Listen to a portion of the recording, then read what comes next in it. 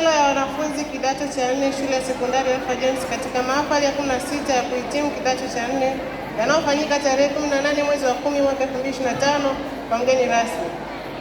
Mheshimiwa mgeni rasmi, Mheshimiwa mkuu wa shule, Mheshimiwa makamu mkuu wa shule, waheshimiwa walimu wa taaluma, walimu wote, ndugu wazazi, wanafunzi na wageni waalikwa, itifaki imezingatiwa. Tumsifu Yesu Kristo.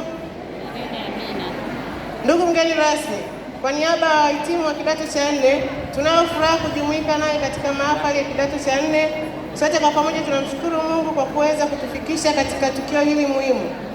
Ndugu mgeni rasmi, tulianza kidato cha kwanza mwaka 2022 tukiwa wanafunzi 269 ambapo wasichana ni 134 na wavulana 135.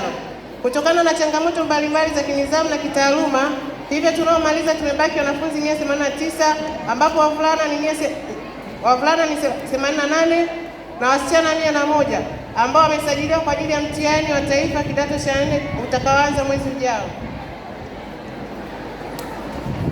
Ndugu mgeni rasmi, sisi kama wahitimu wa kidato cha 4 tumefaidika na masuala mbalimbali hapa shuleni kama vile malezi bora ya kidini kutoka kwa ndugu Ricardo Maria pamoja na semina mbalimbali za kimaadili na malezi bora kwa ujumla zinazotoa na kutufanya kuwa vijana waadilifu na bora katika jamii na si shuleni tu.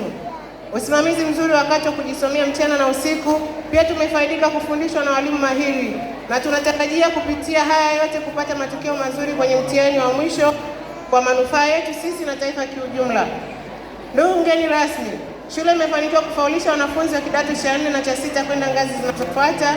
Pia imefanikiwa kuongeza tahasusi mpya mfano DKL, yaani Divinity Kiswahili na Language, na KLT, yaani Kiswahili Literature na State Arts, ambazo zitasaidia kuongeza fursa kwa wanafunzi wa kidato cha 5 na cha 6.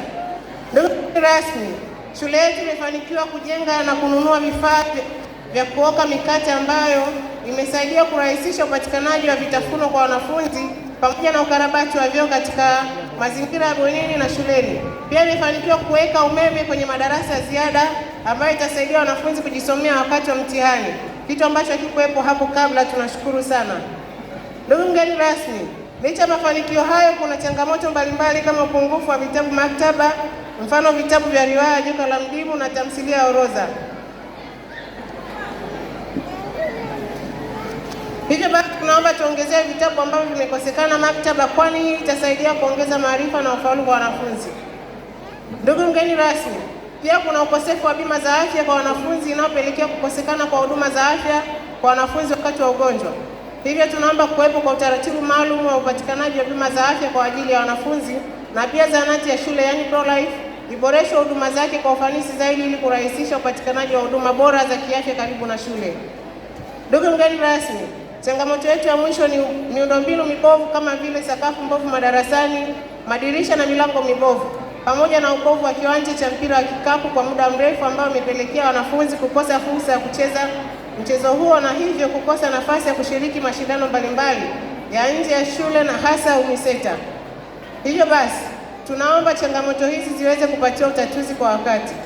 Ndugu mgeni rasmi, tunatoa shukrani zetu za dhati kwa kuweza kujumuika nasi wahitimu wa kidato cha 4 katika mahafali yetu ya siku ya leo.